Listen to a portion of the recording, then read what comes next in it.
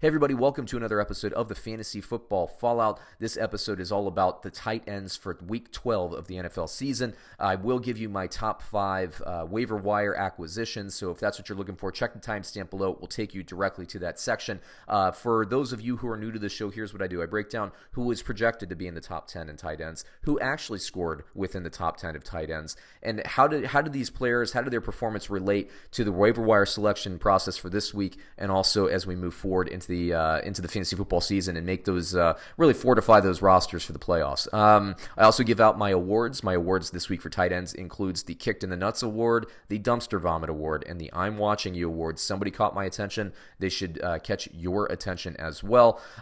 Before we get rolling, as I always say, please, for 2 seconds of your time, for 2 clicks, a like, and a subscribe. We need your support to grow so that we can unlock some interactive features in our videos. The only way we can do that is to get more subscriptions, more likes, more watches, and we need your support to do that. Little effort for you goes a long way for us, please. But let's just get into the projected top 10 tight ends. And you see the top 2 are in white text. That's because they have not played as of the recording of this video. Monday Night Football has not happened yet. But Travis Kelce, Hunter Henry projected to be the top 2 tight ends.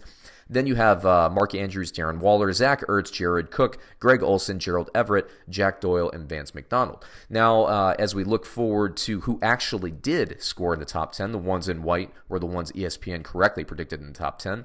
You have Ryan Griffin, Mark Andrews, you have Dwelly out of San Francisco, you have Rudolph, Ertz, Brait, Goddard, Cook, Knox, and Waller. 2 tight ends from the Philadelphia Eagles make the list. If I'm just looking through, obviously Dwelly only has as value while Kittle is out. Ryan Griffin's interesting because he has been the number 1 tight end on this video series twice, and I think I've only been doing it for about 5 or 6 weeks. So that's a very, very interesting performance to see from him.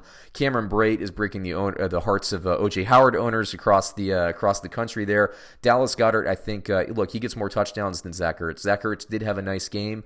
The last 2 games, he's really performed well. Let's hope he can keep it going because he hadn't been hitting his potential. That's for damn sure. Darren Waller, number 10 on this list. He's a consistent top 10 player, but not too much of any kind of groundbreaking players to show up on the list. I will say about Kyle Rudolph, while Adam Thielen is out, this offense has been utilizing a lot more tight end than it traditionally has. I think this team has actually strengthened while Thielen's out because they've basically been stretching the player contribution across the board. And I think number 11 on this list, by the way, is Irv Smith. So they could have had 2 Minnesota tight ends on this list as well. Very, very interesting. Now let's just go ahead and give out my NFL awards for tight ends for this week. The first one is the Kicked in the Nuts Award, and that award goes to Jack Doyle. Usually I like to say Doyle rules, from Billy Madison, but I know it's O'Doyle. I know it is. But, yeah, I mean, goodness gracious, didn't draw a target. There are a lot of people that played him in daily fantasy. There are a lot of people that scooped him up off of waivers based on his projection. It's a bummer. It's a bummer. He really let some people down. Now, I thought the Colts, similar to, by the way, to what I was just talking about with Minnesota, they're using more tight ends because Thielen's out. Well, why T.Y. Hilton's out, Indianapolis is utilizing more tight ends, but it just didn't work out for Doyle. What can you say? And they won that game handily, so whatever. Ebron was utilized, but not a ton to be honest with you. The Dumpster Vomit Award for the week this week goes to O.J. Howard, and is that really his fault? I don't know. I mean, Cameron Brait's drawing all of the targets. It's got to be frustrating. A lot of people drafted O.J. Howard. If you read my Fantasy Football Almanac, you would not have because as I said, Bruce Arians, he's not a guy that wants to throw to tight end.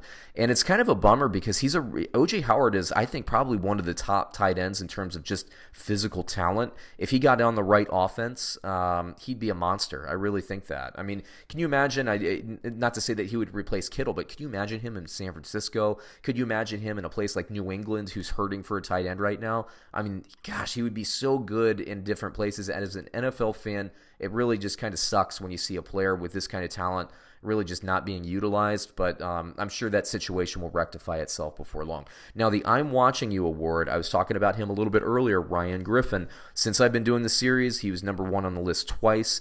I think he's a solid player. You got to pay attention. Like, everybody in the world was picking up Chris Herndon based on his potential. Well, Ryan Griffin has proved it a number of weeks now. Sam Darnold likes to throw in his direction. He obviously trusts him in the red zone. You got to pay attention to him. And that brings me to my top 5 tight end acquisitions for Week 12. In order, I have Ryan Griffin number 1 on that list, owned in 1.1% of leagues at this point. Look, I don't think he's going to be a weekly guy like a Kelce or a Waller or anything. I don't think he's going to consistently be in the top 10. I could be wrong on that. I just don't think that. What I do think is he's more like Darren Fells, who I believe still might be leading the league in touchdowns for a tight end. I'm not sure if anybody's caught him yet. But Fells is, he'll get you 2 touchdowns one week. He might disappear like he did against Baltimore this week. Griffin is, he might be a little inconsistent, but like I said, Darnold likes throwing to him. In the games where Darnold has 2 or 3 touchdowns, one of them is probably going to go to Griffin, so you need to pay attention there. Noah Fant is number 2 on my list. He's somebody I was high on just based on the offensive scheme coming into the season. Well, since they've made the move from Flacco to Allen at quarterback, it seems like they're more intent on getting Noah Fant isolated on linebackers, slower linebackers. Use his speed, use his route running capability to create space and get behind defenses. They're really integrating him as a focal point in this offense. I look at him as maybe a younger, pre-concussed Jordan Reed from Washington. They're very similar to me, and I've watched a lot of Jordan Reed and a lot of Washington back in the day. They're similar. Now, I think Jordan Reed has better hands than Noah Fant does. Noah Fant's been up and down and inconsistent as a rookie. I'd like to see a little bit more, but you got to pay attention to Noah Fant for sure. We just need to see him put it together a little bit more on the field. Ross Dwelly of the San Francisco 49ers, only while Kittle's out. If you're a Kittle owner, obviously we saw it this week. They'll throw to him on the goal line there. Darren Fells, I mentioned before, he's either at or near the top in terms of touchdowns. Believe me, Houston's going to come back after the drubbing they just took from Baltimore. Fells will come back too, I think, with them. I think he'll get in the end zone again pretty soon here. I haven't looked at my Week 12 projections. Those will come out tomorrow, so keep an eye out for those as well. But Darren Fells, I love him as a long-term play. And then Jacob Hollister, I actually think he should be probably number, I don't know, I'd say even maybe my 1A. I don't know why I haven't bumped down to number 5 there, but I like Hollister. He scored 3 touchdowns in 2 weeks.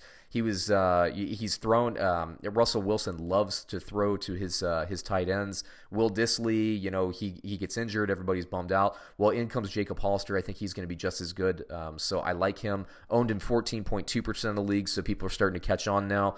He's coming off a bye week, coming into next week. He'll be further integrated into the offense, and we'll see what effect Josh Gordon has on that offense as well. Very interesting there as too.